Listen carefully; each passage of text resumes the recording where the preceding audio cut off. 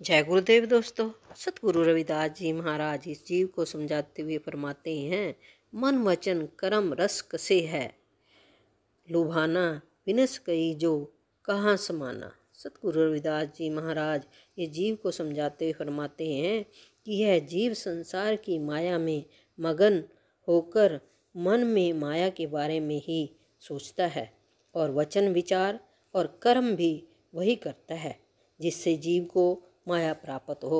इस तरह वह मन वचन और कर्म के कारण रसों में मगन रहता है, पर उसे यह मालूम नहीं जब मर जाएगा तो कहाँ जाकर समाना है।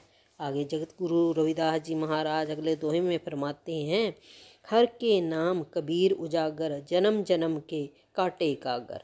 सतगुरु रविदास जी महाराज अपनी वाणी के द्वारा इस जीव को समझाते हुए फरमाते हैं कि परमात्मा का नाम जप कर कबीर जी इस संसार में प्रसिद्ध हुए हैं, जिन्होंने अपना तो जन्म जन्म मंत्रों का हिसाब किताब काटा ही, बल्कि संसारिक लोगों को एकता समानता और भाईचारे के मंत्रों में पिरोकर परमात्मा का नाम जिया कर पार किया है। आगे जगत गुरु रविदास जी महाराज फरमाते हैं, बाहर खोजत का फिरे घट भीतर ही खोज, रविदास उन मन साध कर देख पिया को ओज।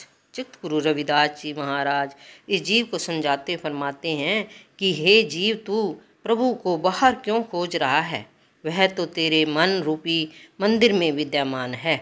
इसलिए उस प्रभु का तू अपने भीतर में ही खोज कर। जिस समय समाधि लगाकर उस प्रभु को की खोज करेगा तो तू तुरीय अवस्था में पहुंचकर उस प्रभु का। जगत गुरु रविदास जी महाराज अपनी वाणी में फरमाते हैं, कह रविदास तेरी भक्ति दूरी है, भाग बड़े सो पावे, तज में अभिमान मेटो आपा, पर पिपलिक हवे चुनि खावे। संत रविदास जी महाराज कहते हैं कि मनुष्य को भगवान की भक्ति बड़े भाग्य से प्राप्त होती है। जिस मनुष्य में थोड़ा सा भी अभिमान नहीं है, उसका सफल होना निश्चित है। यह ठीक उसी प्रकार है जैसे एक विशाल हाथी शक्कर के दाने को नहीं बीन सकता, लेकिन एक छोटी सी चींटी शक्कर के दाने को आसानी से बीन लेती। जगत गुरु रविदास जी महाराज अपनी वाणी में फरमाते हैं, जे हो अनिक प्रसाद करावे, भूमि दान शोभा मंडप पावे, अपना बगरा वीरान साड़े, करी निंदा बहु जोनी हांडे।